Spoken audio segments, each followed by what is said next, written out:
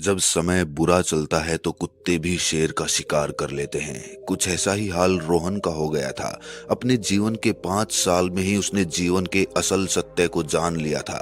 हुआ कुछ यूं कि 5 साल पहले जब रोहन 26 वर्ष का था, तब उसने अपना खुद का व्यापार शुरू किया था।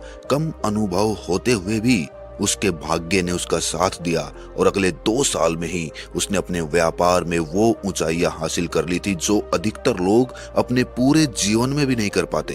28 साल की उम्र में जब किसी को इतना नाम और शोहरत मिल जाए तो उसे हजम कर पाना हर एक के लिए मुमकिन नहीं होता।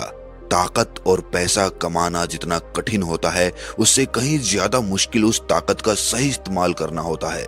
रोहन के साथ भी ऐसा ही हुआ।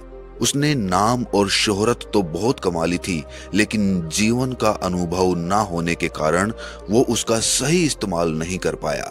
जिस प्रकार मक्खी गुड़ के पास खिंची चली आती है, उसी प्रकार रोहन के इर्द गिर्द अब ऐसे भ्रष्ट, कपटी और धोखेबाज लोगों का हुजूम लगने लगा जो मीठी मीठी बातें करके उसका फायदा उठाने में कभी नहीं चूकते थे।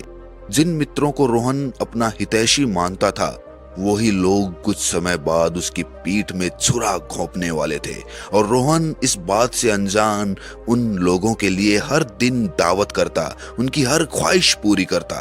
रोहन के माता पिता अक्सर उसे समझाया करते कि बेटा, अपने दोस्तों पर इतना भी विश्वास करना ठीक नहीं है, लेकिन कामयाबी के नशे में चूर रोहन कहाँ अपने माता पिता की बात सुनने वाला था। लेकिन समय जब अपनी करवट बदलता है तो रावण जैसे ज्ञानी पंडित के भी कान के पर्दे खुल जाते हैं।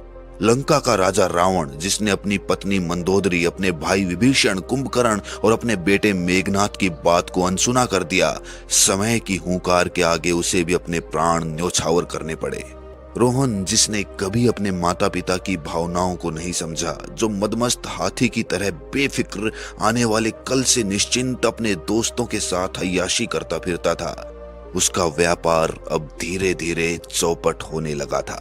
उसने धन की कद्र करनी छोड़ दी थी। एक की जगह 10 खर्चना उसकी आदत बन चुकी थी, और किसी ने क्या खूब कहा है कि लक्ष्मी उपयोग के लिए है, ना कि भोग के लिए। आखिरकार रोहन को ऐसा समय भी देखना पड़ा जब उसके पास एक समय का खाना खाने तक के पैसे नहीं बचे, और ये पूरा काल चक्र इतनी तेज गति से चला कि रोहन को संभलने का वक्त तक नहीं मिला।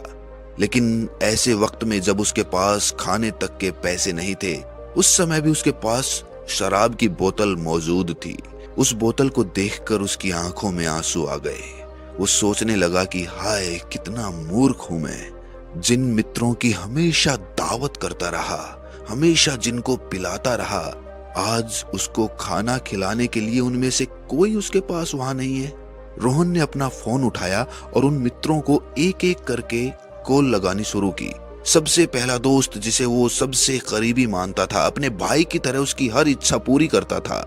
आखिरकार बहुत देर तक रिंग जाने के बाद जब उसने कॉल उठाया तो रोहन ने अपना दुखड़ा गाना शुरू कर दिया। लेकिन रोहन के उस दोस्त ने ये कहकर फोन काट दिया कि वो अभी किसी के साथ बिजी है, थोड़ी देर बाद बात करेगा।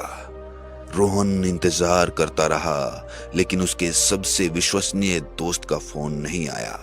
जब यही मदद नहीं कर रहा तो दूसरा कौन करेगा? अब रोहन को एहसास हो रहा था कि ये सब सिर्फ उसके पैसे के कारण उसके दोस्त बने थे। अब जब वो कंगाल हो गया था तो उसके दोस्त भी उसे अकेला छोड़कर जा चुके थे। जब भी कोई इंसान खुद को अकेला, परेशानियों से घिरा हुआ महसूस करता है तो उसका साथ सिर्फ उसका परिवार देता है, और परिवार में भी सबसे ज्यादा उसके माता पिता। सौभाग्यशाली हैं वो लोग जिनका अकेलापन दूर करने के लिए उनका परिवार उनके साथ खड़ा होता है। आज उसे अपने माता पिता की कही हुई एक एक बात याद आ रही थी। वो सोचने लगा कि काश वो उस समय अपने माता पिता की बात समझ लेता, लेकिन समय की एक फितरत है, वो अतीत में पीछे लौटकर नहीं जा सकता, और इसी कारण जो गलतियां आपसे हो चुकी वो पीछे पलटकर ठीक नहीं की जा सकती। हाँ, उन गलतियों से सीख लेकर जीवन में आगे बढ़ा जा सकता है, और जीवन की वास्तविकता यही है कि जीवन में गलतियां सब करते हैं। कुछ लोग एक ही गलती बार बार दोहराते रहते हैं और इसीलिए उनका जीवन पशुवत हो जाता है और वो जीवन में कभी सफल नहीं हो पाते। लेकिन समझदार लोग एक गलती से सीख लेकर हमेशा नई गलती करते हैं, पुरानी गलती को दोहराते नहीं हैं और इसीलिए उनका पूरा जीवन एक ऐसी किताब बन जाता है जो अनुभवों से भरी हुई होती है। लेकिन रोहन के जीवन का ये पहला ऐसा अनुभव था जिसने उसे अंदर से तोड़ दिया था। निराशा और उदासी ने उसके चेहरे को नीरस बना दिया था।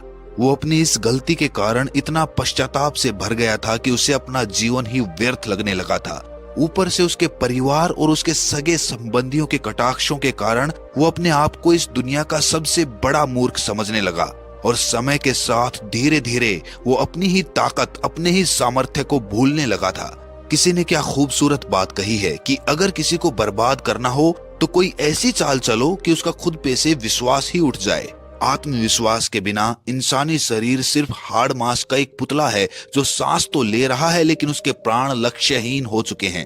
रोहन धीरे धीरे ये भूल चुका था कि वो वही रोहन है जिसने 26 वर्ष की आयु में बड़े बड़े व्यापारियों को पीछे छोड़ दिया था, जो इतनी गति और इतने जोश से आगे बढ़ा था कि उसके विरोधियों को उससे ईर्ष्या होने लगी थी। अब चूंकि रोहन 32 वर्ष का हो चुका था तो उसके माता पिता को उसके विवाह की चिंता सताने लगी। लेकिन कोई भी पिता अपनी बेटी का विवाह ऐसी जगह करना पसंद करेगा जो उसका अच्छे से पोषण कर सके, जो अच्छा कमाता हो।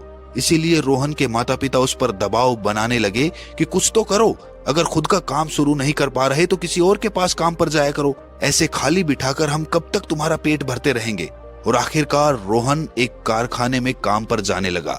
ये उसके जीवन का पहला ऐसा अनुभव था जब वो किसी और के नीचे काम कर रहा था। अपने मालिक की डांट सुनना, दिन भर मजदूरों की तरह मेहनत करना और महीने के आखिर में थोड़ी सी तनख्वाह हथेली पर रखकर घर वापस चले आना, कुछ ऐसी हालत हो गई थी उसकी। जब भी कारखाने में घुसता तो उसकी छाती पर सांप लौट जाता, ये सोचकर कि वो अतीत में ऐसे ही कारखाने का मालिक था और आज उसे एक मजदूर बनकर कारखाने में काम करना पड़ रहा था। पर कहते हैं कि खाली बैठने से अच्छा है खुद को किसी काम में लगा देना। कारखाने में काम करने के कारण रोहन की चेतना में यह ख्याल आया कि मालिक से मजदूर बनने का सफर कितना तकलीफ देता है।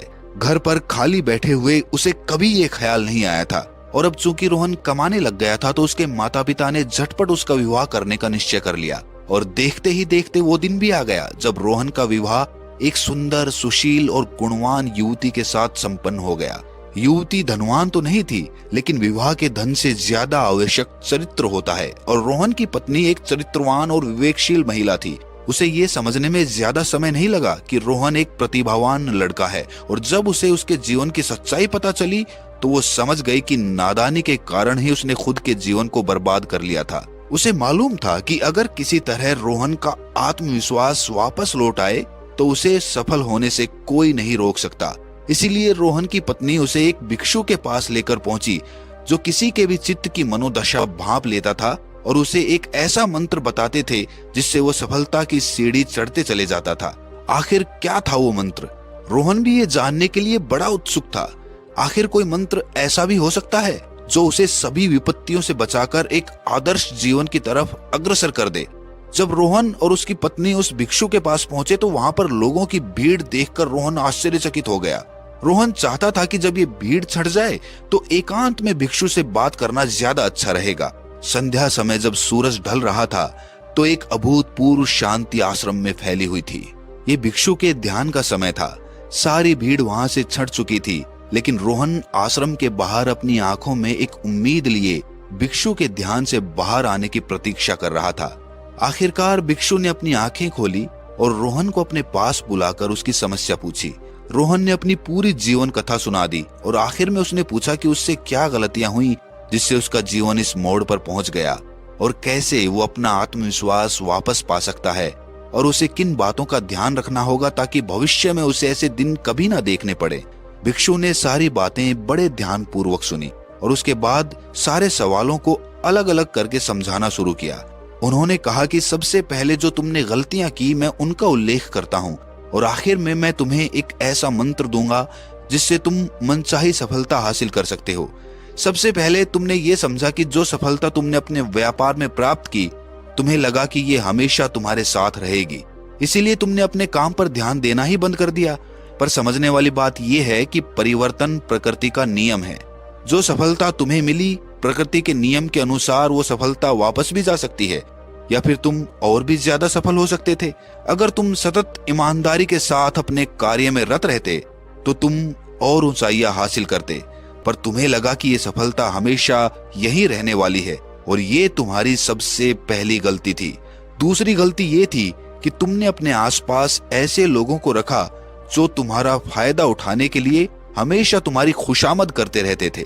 उनमें से कोई तुम्हारे काम की ठीक ठीक समीक्षा करने वाला था ही नहीं, इसीलिए तुम अपने कर्तव्य से भटक गए, जिसका खामियाजा तुम अभी तक भुगत रहे हो। तीसरी गलती ये थी कि तुमने अपने माता पिता की चेतावनी को नजरअंदाज कर दिया। ये समझो कि तुम्हारे पास अगर 30 वर्ष का अनुभव है तो उनके पास 60 से 70 वर्ष का अनुभव है।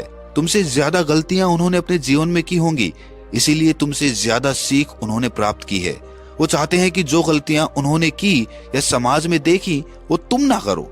अगर तुमने उनकी बात को सुनकर उस पर चिंतन किया होता तो आज ये दिन ना देखना पड़ता। भले ही तुम जो वो बोलते हैं वैसा ना करो, पर कम से कम उनकी बातों पर विचार तो करो, फिर जो तुम्हें ठीक लगे वैसा करो।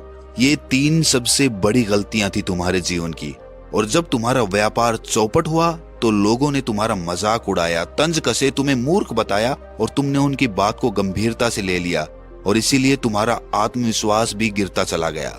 हमेशा याद रखना, ये समाज हमेशा उठने वाले को नीचे लाने की कोशिश करेगा, क्योंकि वो कभी नहीं चाहेगा कि उनके बीच में से कोई व्यक्ति उनसे ऊपर उठकर चला जाए।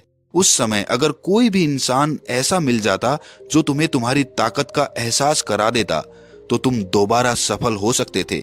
याद रखना, जिस प्रकार कांटों के बिना फूल नहीं खिल सकते, उसी प्रकार गलतियों के बिना जीवन नहीं संवर सकता। इसीलिए पश्चाताप करने की जगह उन गलतियों से सीख लेकर आगे बढ़ो। तुम्हें सफल होने के लिए जीवन भर इन बातों का ध्यान रखना होगा। सबसे पहली, जो लोग तुम्हारी खुशामद करते हैं सबसे पहले उन्हें दूर कर दो, और जो लोग तुम्हारी कमियां या फिर तुम्हारे काम की ठीक ठीक समीक्षा करते हो उन्हें अपने करीब रखो। उनकी सलाह बड़े ध्यान से सुनना, और गुस्सा करने की जगह उनकी कही हुई बातों पर बिना पक्षपात के चिंतन करना, ये सबसे पहला मंत्र है। दूसरा मंत्र, किसी भी पड़ाव को आखिरी पड़ाव मत मान बैठना। जीवन निरंतर चलते रहने का नाम है, मौत ही अंतिम विश्राम है। इसीलिए जीवन की धारा के साथ बहते जाओ, ना रुको और ना हार मानो। यही जीवन के 2 मंत्र हैं जिनसे तुम बड़ी से बड़ी सफलता हासिल कर सकते हो। इसके बाद भिक्षु अपने रात्रि के भोजन के लिए वहां से प्रस्थान कर गए, और रोहन अपनी पत्नी के साथ अपने घर वापस लौट आया। घर वापस लौटकर रोहन की पत्नी ने रोहन से कहा कि मैं चाहती हूँ कि तुम दोबारा से अपना व्यापार शुरू करो।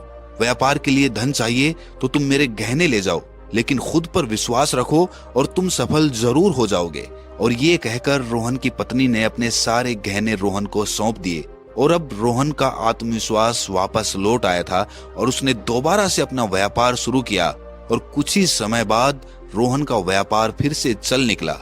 हालांकि इस बार उसे पिछली बार जितनी सफलता नहीं मिली थी, लेकिन फिर भी उसका व्यापार ठीक चल रहा था।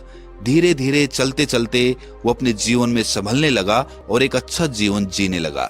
तो दोस्तों, कैसी लगी ये कहानी आपको कमेंट सेक्शन में जरूर बताना, और अच्छी लगी हो तो इस चैनल को सब्सक्राइब करके नोटिफिकेशन बेल को जरूर प्रेस कर देना। तो मिलते हैं अगली कहानी में, तब तक के लिए अपना ख्याल रखें।